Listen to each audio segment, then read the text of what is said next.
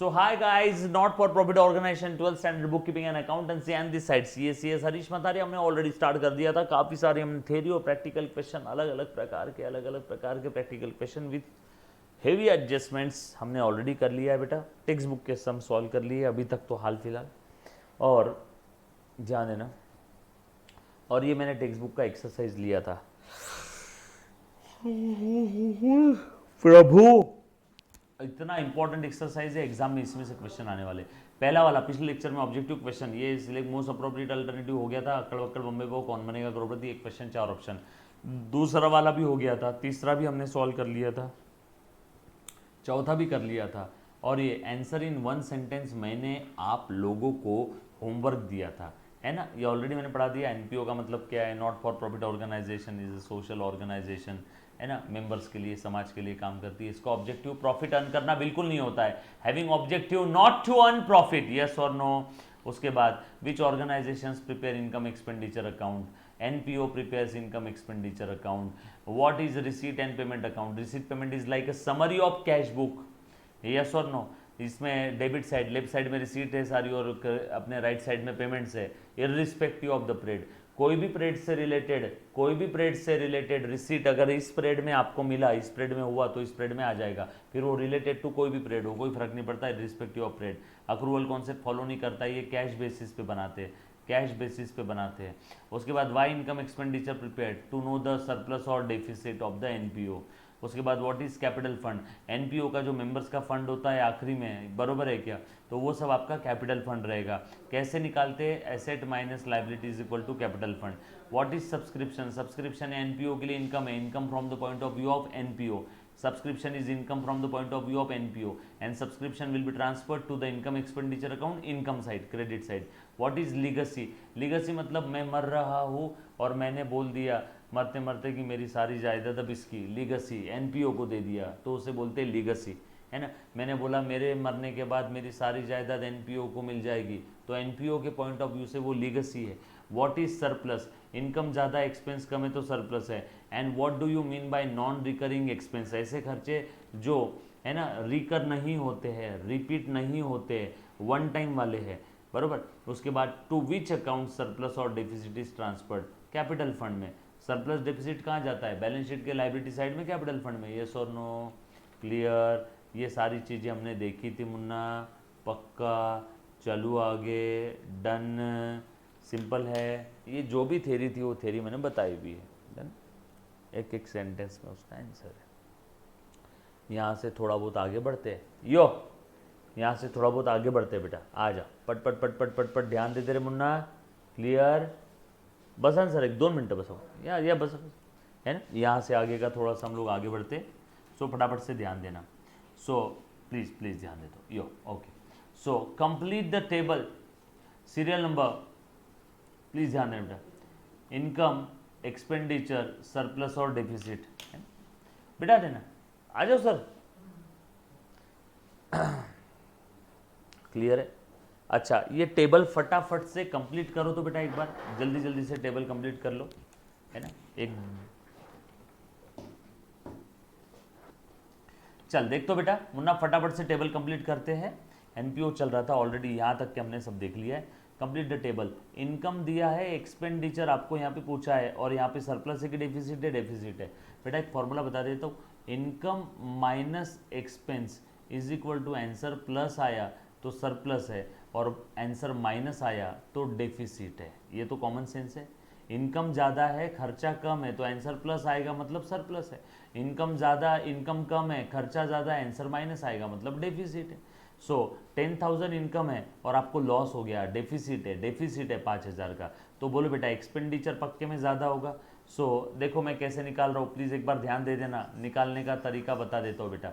So income minus expenditure is equal two plus आए तो surplus, या फिर माइनस आए तो डेफिसिट। इनकम है 10,000, एक्सपेंस के बारे में पता नहीं, और इधर में आंसर माइनस है, डेफिसिट माइनस 5,000। देखो आप कैसे निकालेंगे, देयरफॉर ये माइनस 5,000 इधर आ गया तो प्लस 5,000 हो जाएगा। सो 10,000 प्लस 5,000 इक्वल टू के साइन के इधर उधर गया तो नंबर चेंज हो जाता है, साइन चेंज हो जाएगा बेटा। चलो उसके बाद ये माइनस एक्सपेंडिचर है, ये एक्सपेंडिचर माइनस है ना, यहाँ पे इधर आ गया तो प्लस हो जाएगा। So therefore expense is equal to कितना आ गया आपका आंसर 15,000। क्या मैं ऐसा 15,000 बोल सकता हूँ यहाँ पे? Yes, clear. उसके बाद 8,000 यहाँ पे सरप्लस आया 4,000, 8,000 इनकम है ना। अब फिर से यहाँ पे फिर से सेम चीज लिख रहा हूँ। अब आपको क्या पूछा है? फिर से एक्सपेंडिचर पूछा है मुन्ना। देख तो बेटा यहाँ इनकम कितना है यहाँ पे 8,000 सेकेंड केस में, एक्सपेंडिचर पता नहीं है, और यहाँ पे क्या है? सरप्लस आया है, यानी 4,000 प्लस 4,000। सो देयर फोर ये 8,000, ये प्लस 4 इधर आ गए तो माइनस 4 हो जाएगा, और ये माइनस एक्सपेंस इधर चला गया तो expense plus expense. Therefore expense is equal to 4,000, तो ये आ गया 4,000। हाँ चल यहाँ पे आ जाओ। अब एक्सपेंडिचर है 15,000, same formula again same formula, again same formula, again expenditure कितना है बेटा 15,000, इनकम पूछा है और सरप्लस है 8,000। इनकम पूछा है, एक्सपेंडिचर है 15,000 और सरप्लस है बेटा 8,000 का। तो बोलो therefore income is equal to, ये -15 इधर चले गए तो +15, 8,000 + 15 क्या आ जाएगा आंसर आपका? 23,000। 23,000 इनकम आ जाएगा। यस और नो? यहाँ तक सब लोग साथ में हैं? क्लियर है? पक्का? देन यहाँ पे पूछा है इनकम है 7,500, एक्सपेंडिचर ज़्यादा है, अरे लॉस, डेफिसिट, लॉस नहीं बोलना एनपीओ में, डेफिसिट बोलना, डेफिसिट। और यहाँ पे 15 में से 11 गए 4, 4 में से और 3 चले गए, 3,700 का क्या आ जाएगा? सरप्लस। इनकम ज़्यादा है ना? यस और नो? ये समझ में आए सभी को? बहुत सिंपल है बेटा। Then salaries paid during the year, total salary pay किया, टोटल सैलरी पे किया 1100, total salary paid during the year 1100। और आगे बोला है बेटा प्रीपेड और आउटस्टैंडिंग। प्रीपेड कितना है बेटा? प्रीपेड है 100। तो बोलो एक्सपेंडिचर फॉर द ईयर कितना आएगा? फटाफट से जवाब दो। वेरी गुड, हाँ वेरी गुड बेटा।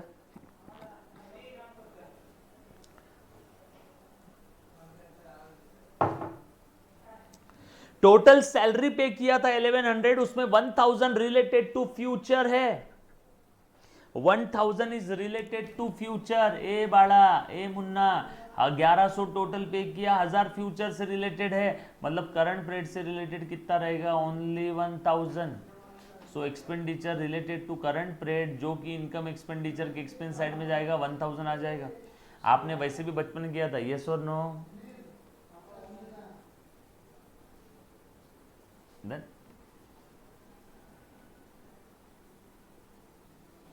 Thank you sir. आपने ऑलरेडी किया था बेटा, देखो अच्छे से एक बार ध्यान देना, जैसे सब लोग प्लीज ध्यान दे दो बेटा। जैसे आप लोगों को पता है, आपने बचपन में प्रॉफिट एंड लॉस अकाउंट बनाया होगा, तो जो भी एक्सपेंसेस होते हैं, एक्सपेंसेस में से प्रीपेड एक्सपेंस माइनस कर देते हैं, एक्सपेंसेस में से प्रीपेड माइनस करते हैं। क्यों माइनस करते हैं? क्योंकि वो प्रीपेड स्प्रेड के नहीं है। इनकम एक्सपेंडिचर बोलो या P&L बोलो, हमें सिर्फ करंट पीरियड से रिलेटेड ही खर्चे चाहिए। तो इस खर्चे में अगर प्रीपेड रिलेटेड टू फ्यूचर अगर कुछ है तो वो माइनस कर दो, और यहाँ पे जो भी आएगा वो करंट पीरियड से रिलेटेड ही रहेगा। यस और no? So total salary paid में से प्रीपेड माइनस करते, या फिर आसान भाषा में ध्यान रखना, हर बार रिस्पेक्टिव एक्सपेंस में से प्रीपेड माइनस कर दो, ताकि आपको करंट पीरियड से रिलेटेड खर्चे मिल जाए। सो टोटल एक्सपेंस था 1100 पे किया था, उस 1100 में 100 रुपये प्रीपेड था, एडवांस था, प्रीपेड था, एडवांस था, मतलब 1100 में 100 रिलेटेड टू फ्यूचर था, तो करंट पीरियड से रिलेटेड कितना है? 1000। सर डायरेक्ट फॉर्मूला बता दो ना, total expenses paid, total expenses paid में से प्रीपेड अगर मैं माइनस कर दूं तो मुझे क्या मिल जाएगा? Expense related to current year, expense related to current year. आगे 2700 टोटल पेड है, इसमें प्रीपेड कितना है पता नहीं है, लेकिन expense related to current year आ गया। 2700 टोटल पेड है, प्रीपेड पता नहीं है, expense related to current year है 2000, तो 2700 में से क्या माइनस किया तो 2000 आंसर आया होगा 700। 2700 में से ये बैलेंसिंग फिगर आया ना, इस बार ये दिया है, ये दिया है, ये निकालना है। क्लियर? उसके बाद आगे 8250 ये टोटल है, प्रीपेड हमें पता नहीं है, लेकिन 6650 expenditure related to current year है। Total expense paid 8250, expense related to current year 6650, तो बैलेंसिंग फिगर क्या आ जाएगा? प्रीपेड। इस फिगर में से कौन सी फिगर माइनस किया तो 6650 आता है बेटा? फटाफट से बता दो। 1600 रुपये, 1600 रुपये, 1600 रुपये। सो 1600 विल बी योर आंसर। इसका भी आंसर आ गया 1600। किसका? इसका आंसर आया 1600। इसका आंसर आया बेटा 700। उसके बाद टोटल है 1200। अब आउटस्टैंडिंग वाला गणित है, अच्छे से ध्यान देना, अच्छे से ध्यान देना। अब जब भी आप बचपन में P&L बनाते थे तो जो भी एक्सपेंस है उसमें आउटस्टैंडिंग ऐड कर देते थे, तो आपको आउटर कॉलम में मिल जाते थे। टोटल एक्सपेंस पेड है 1200, टोटल पेड है 1200, और अभी भी 200 देना बाकी है, तो करंट ईयर का टोटल खर्चा कितना होगा? 1400। आउटस्टैंडिंग ऐड करते हैं ना, टोटल पेड में आउटस्टैंडिंग ऐड कर देते हैं तो हमें expense for the current period मिल जाता है कि नहीं मिल जाता है? यस और नो? बरोबर। सो टोटल पेड कितना था? 1200, अभी भी 200 देना बाकी है, आउटस्टैंडिंग यानी देना बाकी है, तो टोटल खर्चा इस पीरियड का है 1400। 1400 में से 1200 दे दिया, 200 देना बाकी है, लेकिन इनकम एक्सपेंडिचर में तो पूरा करंट ईयर से रिलेटेड खर्चा आएगा ना, फिर वो पे किया हो चाहे ना पे किया हो, फिर वो पे किया हो चाहे ना पे किया हो। यस और नो? उसके बाद आउटस्टैंडिंग, अच्छा टोटल पेड ही पता नहीं है, आउटस्टैंडिंग देना बाकी है इतना, देना बाकी है इतना, आउटस्टैंडिंग देना बाकी है इतना, ये हमें पूछा है, और तो करंट पीरियड से रिलेटेड खर्चा है, करंट पीरियड से रिलेटेड है 5100। तो रिवर्स कैलकुलेशन करो, बैलेंसिंग फिगर निकालो। बोलो बेटा, कौन सी फिगर में 600 ऐड किया तो 5100 आएगा? 4500। Balancing figure 4500। Very good. Yes और नो? सिंपल है, सब लोग साथ में हैं, पक्का, डन? यस और नो? चलो आगे। उसके बाद टोटल पेड है 1800, टोटल पेड है 1800, आउटस्टैंडिंग पता नहीं है, निकालना है, और करंट पीरियड का खर्चा है 2200। चलो बैलेंसिंग फिगर निकालो। कौन सी फिगर में ये ऐड किया तो 2200 आएगा? इसमें कौन सी फिगर, 1800 में कौन सी फिगर ऐड किया तो 2200 आएगा? 400। बताओ मुझे, अरे कुछ था क्या? सिंपल है, नॉर्मल कॉमन सेंस, चौथी का मैथ्स। सर एग्जाम में आते हैं ना पक्का ऐसे, मी का चेष्टा करता है का मत। चल ऐसे रेंट रिसीव्ड से रिलेटेड है, चलो आ जाओ, पट पट पट पट बता दो बेटा, ध्यान देना। 1300 टोटल रिसीव्ड है, इसमें से 1300 में एडवांस है 200, मतलब ये करंट पीरियड का नहीं है, निकाल के फेंको बाहर। बरोबर है? ये टोटल इनकम मिली है, income received, income, total income received, total income received में एडवांस मतलब ये रिलेटेड टू फ्यूचर है 200, मतलब ये स्प्रेड का नहीं है। एडवांस इनकम माइनस करो, एडवांस इनकम माइनस करो, इनकम में स्प्रेड का इनकम नहीं है, एडवांस इनकम माइनस करो। 1300 में 200 स्प्रेड का नहीं है, तो स्प्रेड का कितना है? 1100। करंट पीरियड से रिलेटेड, करंट पीरियड से रिलेटेड है 1100, तो इसका आंसर आया 1100। एडवांस इनकम हम लोग रिस्पेक्टिव इनकम से माइनस करते हैं और बैलेंस शीट के लायबिलिटी में दिखाते हैं। हमें सिर्फ इनकम एक्सपेंडिचर में करंट पीरियड से रिलेटेड इनकम ही चाहिए, करंट पीरियड से रिलेटेड, करंट पीरियड से रिलेटेड, फिर वो इनकम मिलो चाहे ना मिलो। हाँ, इस पीरियड की टोटल इनकम रिसीव्ड में अगर फ्यूचर से रिलेटेड कुछ है तो उसको निकाल के फेंको बाहर, माइनस कर दिया, देखो एडवांस को। क्लियर है क्या? यस और नो? पक्का? सब लोग साथ में है ना मुन्ना? किसी को डाउट है तो प्लीज विचार रे बाड़ा, पूछो बेटा, किसी को डाउट है तो। चलो आगे। नो? ओके। उसके बाद ये टोटल इनकम रिसीव्ड इस बारे में पता नहीं है, ये हमें निकालना है। और उसके बाद आगे बोला है रिसीव्ड इन एडवांस है 400, और ये करंट ईयर से रिलेटेड है, income for the current year से रिलेटेड है 1400। तो कौन सी फिगर से 400 माइनस किया तो 1400 आएगा? 1800 में से 400 माइनस किया तो 1400 आएगा, बैलेंसिंग फिगर। 1800 में से 400 माइनस किया तो 1400 आएगा। Very good. उसके बाद ये दिया हुआ है टोटल रिसीव्ड, टोटल रिसीव्ड दिया हुआ है, टोटल रिसीव्ड दिया हुआ है 2650। ये हमें पता ही नहीं है, इस बार ये निकालना है, और ये दिया है 2000। तो ये 2650 2650 में से कौन सी फिगर माइनस किया तो 2000 आएगा? 650 माइनस कर दिया तो 2000 आएगा, बैलेंसिंग फिगर 650। उसके बाद ये पता नहीं है इस बार टोटल इनकम। नेक्स्ट वाला टोटल इनकम पता नहीं है। अब यहाँ पे है अक्रूड। अब एडवांस वाला कॉन्सेप्ट नहीं है।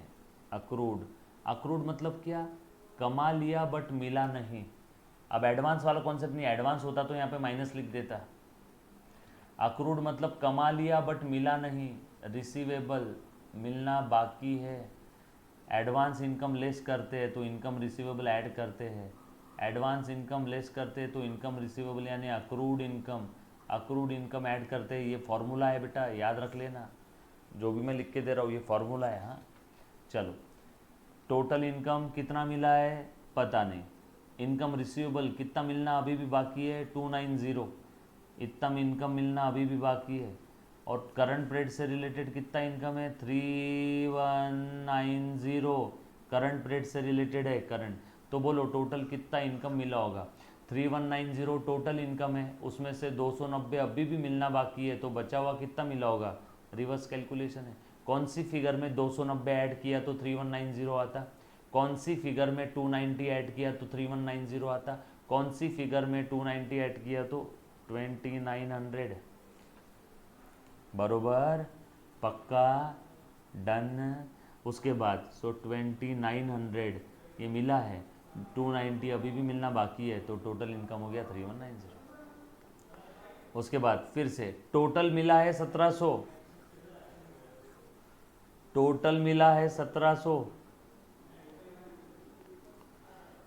मिलना बाकी है वो पता नहीं अभी तक, और टोटल करंट पीरियड का इनकम आना चाहिए था 2150। तो 1700 में कौन सी फिगर ऐड करूं कि मुझे 2150 मिलेगा? 450। और वैसे 2600 ये टोटल मिला है, 500 अभी भी मिलना बाकी है सेम पहले वाले की तरह, तो 2600 और 500 3100। ठीक है, बरोबर, डन। सर थोड़ा सा फॉर्मेट लिख देते यार। टोटल इनकम रिसीव्ड, इसमें हम लोग इनकम अक्रूड, अक्रूड मतलब रिसीवेबल लिख लेना, अक्रूड मतलब रिसीवेबल, कमा लिया बट मिला नहीं, मिलना बाकी है, रिसीवेबल ऐड कर देते, या फिर अगर एडवांस होगा तो लेस कर देते हैं। तो हमें क्या मिलता है? हमें ये मिलता है income for current year. Accrued और एडवांस देखो दोनों एक साथ ले लिए मैंने, एडवांस और ये अक्रूड दोनों फार्मूला एक साथ ले लिया, इनकम फॉर करंट ईयर।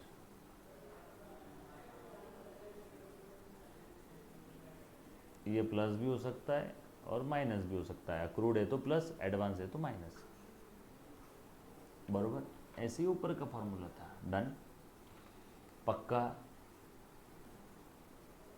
ऐसे ही ऊपर का था। अगर मैं एक्सपेंस की बात करूं,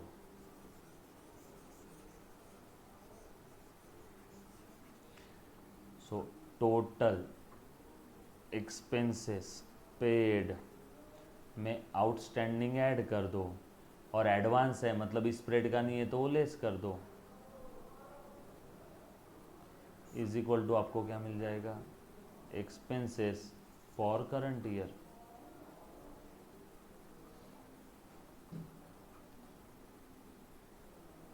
इसमें प्लस माइनस दोनों आ गए, डन, क्लियर, पक्का, याद रहेगा, लिख के रखोगे, परीक्षेत विचारलं जातो। हाँ चल, ओके। मैं कभी कभी डांट देता हूँ ना रे, आप लोगों को इतना नहीं डांटना चाहिए ना, मैंने, गलत है ना ये। उसके बाद calculate the following 10% depreciation on the furniture 50,000, furniture 50,000 का था, 10% पर एनम का डिप्रिसिएशन का रेट है, निकाल के बताओ।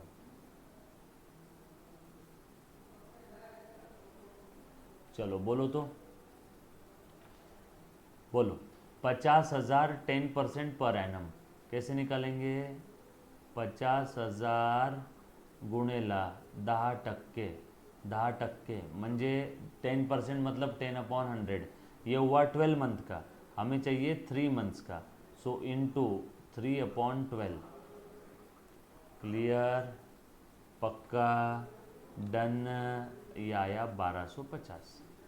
उसके बाद 12% per annum interest on bank loan है ना, ₹80,000 फॉर 1 ईयर। बोलो बेटा बैंक लोन 80,000 का, 1 साल का इंटरेस्ट चाहिए, बहुत सिंपल, 80,000 इंटू 12/100 इंटू 1 साल मतलब 12 महीने का चाहिए ना, इंटू 12/12, ये नहीं लिखा तो भी चलेगा, ठीक है। 9,600, 12% 12/96, 12 into 8 9600, 12 into 80,000, 12% into 80,000।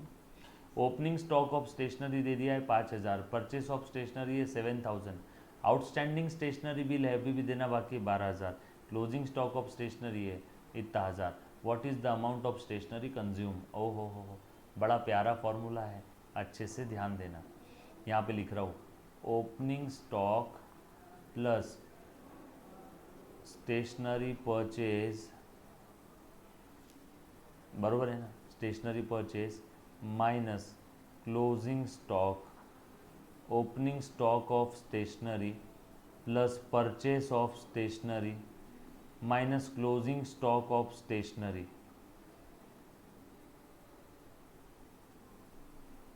Is equal to stationery consume. अरे ये तो वैसी है ना, कल रात के डब्बे में बनाई हुई रोटियां थी 3, आज सुबह कल रात का जो क्लोजिंग था वो आज का ओपनिंग हो गया, मम्मी ने और रोटियां बनाई 7, टोटल कल रात की बची हुई थी जो आज का ओपनिंग हो गया 3, कल रात का जो बचा हुआ था वो आज का ओपनिंग हो गया 3, मम्मी ने और प्रोडक्शन किया या फिर रोटियां खरीद के लाई 7, टोटल हो गई 10, और आज शाम में जब डब्बा खोल के देखा तो उसमें पड़ी थी सिर्फ 1 क्लोजिंग स्टॉक, आज का क्लोजिंग स्टॉक तो 1। बोलो आप कितनी खा गए, कंज्यूम कर लिए? 3 + 7 - 1 9, यस और नो। सेम लॉजिक है यहाँ पे, या फिर फॉर्मूला याद रखा तो भी चलेगा। बोलो बेटा कितना आ रहा है? ओपनिंग स्टॉक कितना दिया यहाँ पे? 5,000, 5,000। परचेस कितना किया स्टेशनरी? 7,000। क्लोजिंग स्टॉक कितना है? परचेस 7,000 है ना, परचेस स्टेशनरी 7,000। क्लोजिंग स्टॉक कितना है बेटा? बोलो बोलो, परचेस स्टेशनरी 7,000, क्लोजिंग स्टॉक कितना है? 1,000। 7 और 5 12, और 12 में से 1 चला गया 11, सो 11,000 will be the answer. 11,000 will be the answer, yes और नो? किसी को इसमें डाउट है तो पहले एक बार पूछो। Anybody, any kind of doubt? बोलो बेटा, किसी को इसमें डाउट है?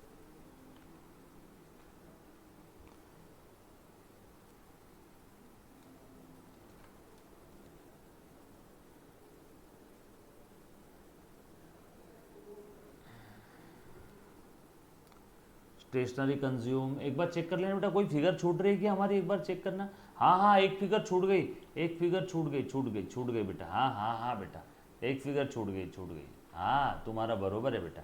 ये कौन पकड़ेगा रे? ये छूट गया ना अपना आउटस्टैंडिंग स्टेशनरी बिल 12,000। सो खरीदा कितना बेटा? 7,000, और 12,000 अभी भी देना बाकी है, तो खरीदा 19,000 का है ना, खरीदा 19,000 का है, खरीदा 19,000 का है, यस बेटा।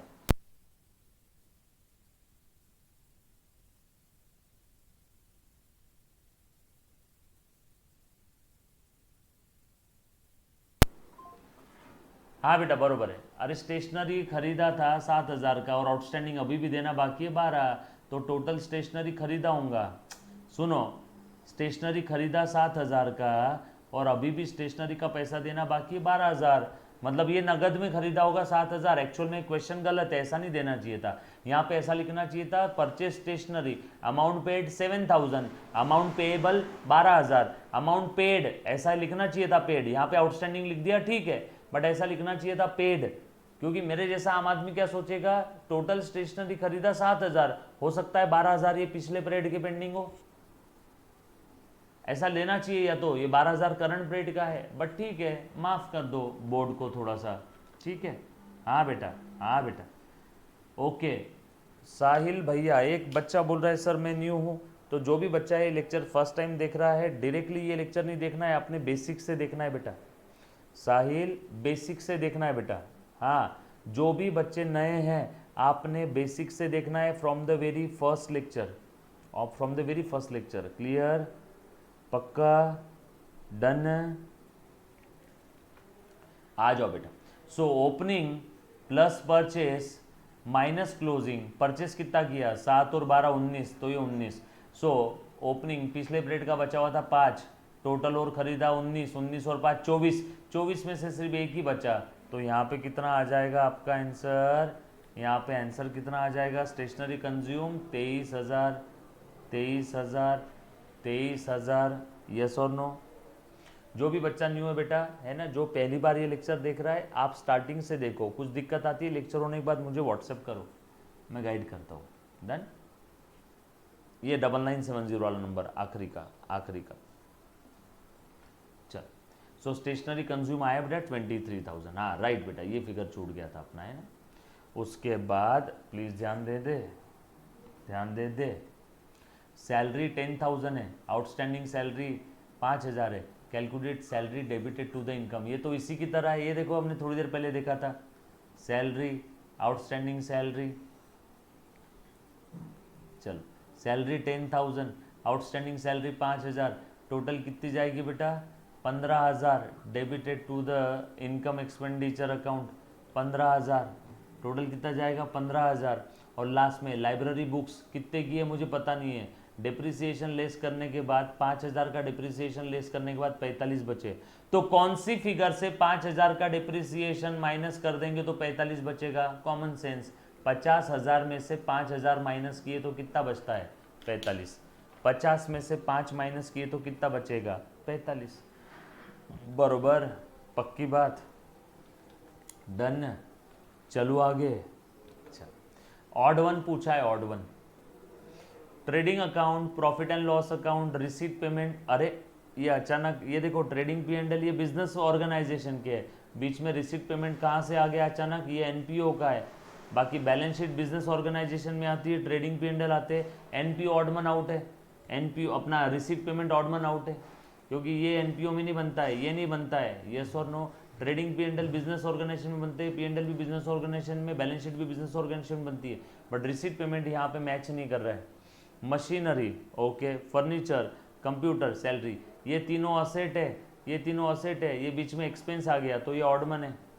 सब्सक्रिप्शन इनकम है, स्टेशनरी खर्चा है, इंटरेस्ट रिसीव्ड इनकम है, लॉकर रेंट रिसीव्ड इनकम है, ये इनकम इनकम इनकम, बीच में अचानक घुस गया खर्चा, ऑडमन आउट, है ना। रिलायंस इंडस्ट्री, वीना विद्या मंदिर, Lakshmi hospital, Manoj sports club, इसमें रिलायंस इंडस्ट्री ये पैसा कमाने वाली प्रॉफिट मेकिंग ऑर्गेनाइजेशन है, बची भी सब नॉट फॉर प्रॉफिट लग रही है, बची भी सब नॉट फॉर प्रॉफिट लग रही है, बची भी सब नॉट फॉर प्रॉफिट लग रही है। और लास्ट में सरप्लस डेफिसिट, ये दोनों NPO की चीज़ है, कैपिटल फंड भी NPO का है, बट नेट प्रॉफिट ये अलग है और बिजनेस प्रॉफिट मेकिंग ऑर्गेनाइजेशन का है, तो ये ऑडमन आउट हो गया।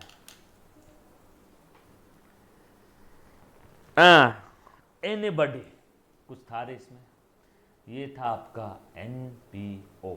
बोलो किसी बच्चे को कोई डाउट है क्या, सिंपल है, कुछ था इसमें, any student, any kind of doubt, anybody, simple, पक्का। तो इसी के साथ मैं मेरे आज के 2 शब्द जल्दी समाप्त कर रहा हूं, नेक्स्ट लेक्चर में नया टॉपिक में स्टार्ट करूंगा।